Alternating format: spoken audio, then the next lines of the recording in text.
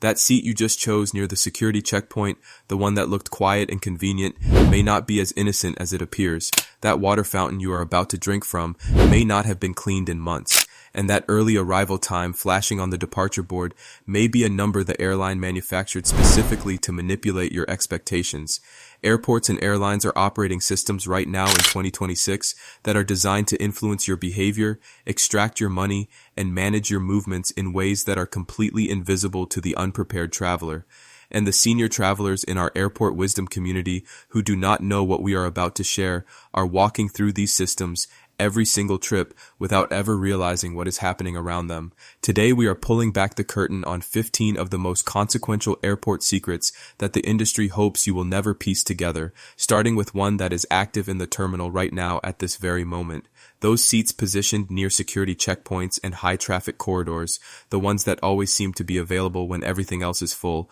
are in many airports deliberately placed surveillance positions, integrated with camera systems, and in some cases audio monitoring equipment that allows security personnel to observe passenger behavior in a way that is entirely invisible from where you are sitting. The purpose is legitimate, identifying distress signals, behavioral indicators of threat, or passengers in crisis before situations escalate, but the practical reality for any traveler who needs a private moment to manage a stressful situation, make a sensitive phone call, or simply decompress after a difficult security experience is this: the most centrally located, conveniently empty seat near the checkpoint may be the least private spot in the entire terminal. Senior travelers who are navigating frustrating situations deserve to know where they are having those conversations, and what is happening beneath your feet in that security line is something even fewer people have been told about. The moment you step from the hard tile flooring of the terminal concourse onto the carpeted surface of the security screening area, something happens to your walking pace that feels like fatigue but is not fatigue at all. It is a deliberately engineered psychological effect that airport designers call cognitive friction, built into the transition between floor surfaces specifically because the textural shift creates a subtle mental interruption that slows passenger movement and makes the screening population more predictable and manageable for security staff. A slower passenger is an easier passenger to observe, direct, and process. The airports have known this for years. The passengers standing in those lines have had no idea. But the secret that could genuinely damage your health is coming next, and it is hiding in plain sight in every terminal you have ever walked through. That water fountain positioned along the terminal corridor, the one that looks like a reasonable free alternative to paying $4 for a bottle of water, has in documented research been shown to be among the most consistently under-sanitized fixtures in the airport environment, with cleaning intervals that in some facilities stretch to months between proper disinfection, producing bacterial contamination levels that represent a genuine health risk for any traveler whose immune system is not operating at peak capacity, which describes a significant portion of the senior traveling population managing age-related immune changes or underlying health conditions. The airport wisdom recommendation is non-negotiable. Treat bottled water from a sealed source as a travel essential rather than an optional upgrade, and protect your health before the flight begins rather than managing its consequences after landing. But the surveillance operating around you is not limited to cameras and microphones. It is also human, and it is more sophisticated than most passengers realize. Gate agents, flight attendants, and airport security personnel receive advanced passenger information before flights depart, flagged frequent flyers, VIP travelers, special assistance requests, and passengers who have had notable past interactions with the airline, which means the staff you encounter at the gate and on the aircraft are often working with prior knowledge about you and the passengers around you that is completely invisible to the general boarding crowd. For senior travelers who have registered wheelchair assistance, medical accommodations, or special service requests, this information flow is what ensures those services are prepared when you arrive. But for travelers who have had difficult past interactions with airline staff, it is worth knowing that those interactions may be part of the picture the next crew sees before you board. What happens to your bag after check-in is the next thing they are counting on you not knowing. The moment your checked bag disappears onto the conveyor belt, it enters a multi-stage security process involving explosive detection scanning, high-resolution X-ray imaging, and in some cases physical physical inspection that is entirely invisible to the passenger watching it go, a system that is comprehensive, constant, and operating on every single checked bag on every single flight, and understanding that this process exists and functions reliably is genuinely reassuring for senior travelers who feel anxiety about what happens to their belongings out of sight. But what is happening on the other side of that bag drop?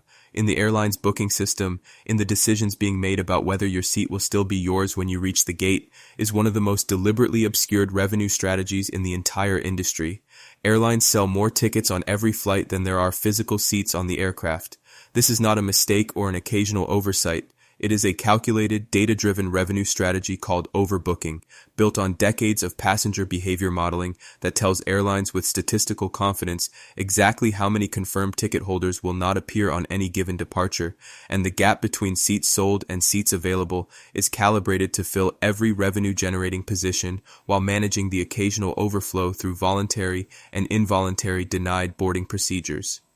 When the calculation produces more arrivals than seats, the result is the gate agent asking for volunteers. And for senior travelers with flexible schedules, that compensation offer can represent meaningful travel credit in exchange for a delay that may be entirely manageable. But there are other systems operating on board that airlines communicate about in language designed to be understood only by the crew, and what those code words mean is something almost no passenger has ever been told. When a serious medical emergency or passenger death occurs during a flight, the crew does not make a public announcement to the cabin. Instead, they communicate using a specific set of coded phrases, terms that sound completely ordinary to surrounding passengers, but that signal an urgent situation to trained crew members, triggering a coordinated response protocol that manages the situation with minimal disruption to the rest of the aircraft. The reason for this system is both practical and humane, preventing panic in an enclosed environment at altitude where the passengers cannot exit and where emotional escalation creates additional safety risk.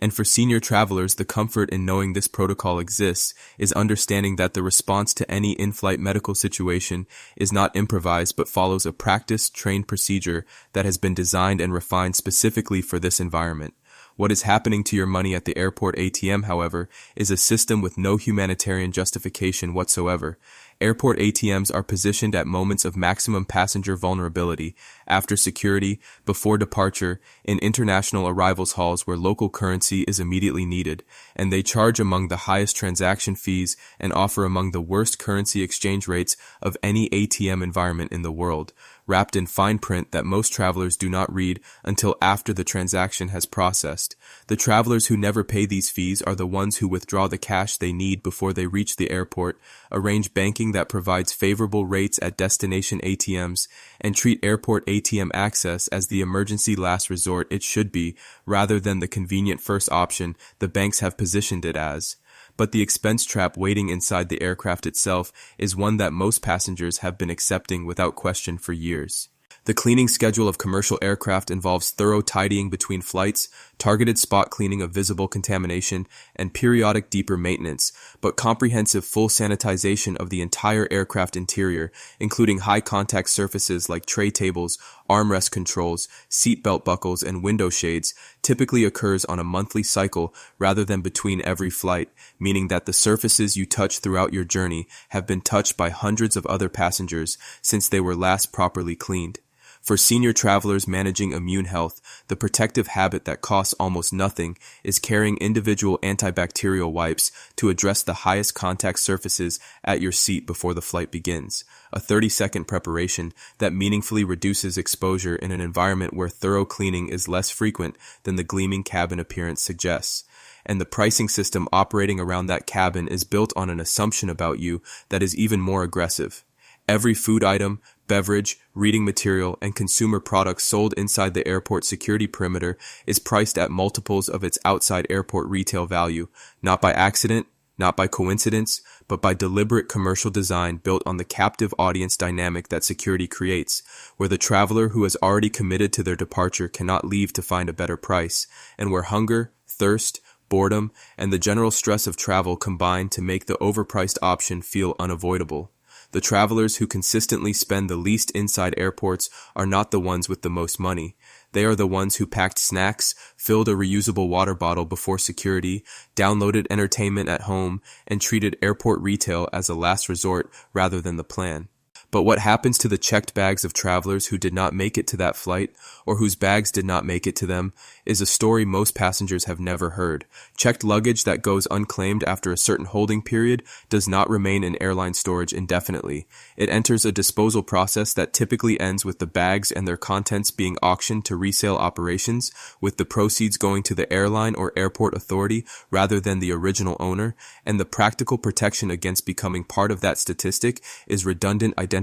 on every checked bag, including an external tag with your current contact information and an internal card with the same details plus your destination address, because bags that cannot be matched to a passenger within the holding window are processed out of the system with no further attempt at reunification. The lounge sitting quietly past the gate, however, is a resource that senior travelers are dramatically underusing, and the reason is a misconception the industry has never bothered to correct. Airport lounges that appear to cater exclusively to first-class passengers and elite status holders are in reality accessible to a far broader population through day passes sold directly at the lounge desk, through credit card benefits that millions of cardholders carry without realizing lounge access is included, and through airline loyalty programs at their most basic free membership tiers that include lounge provisions on international routes and long layovers. And for a senior traveler facing 3 hours in a crowded gate area, the math frequently favors lounge access over the combination of terminal food purchases,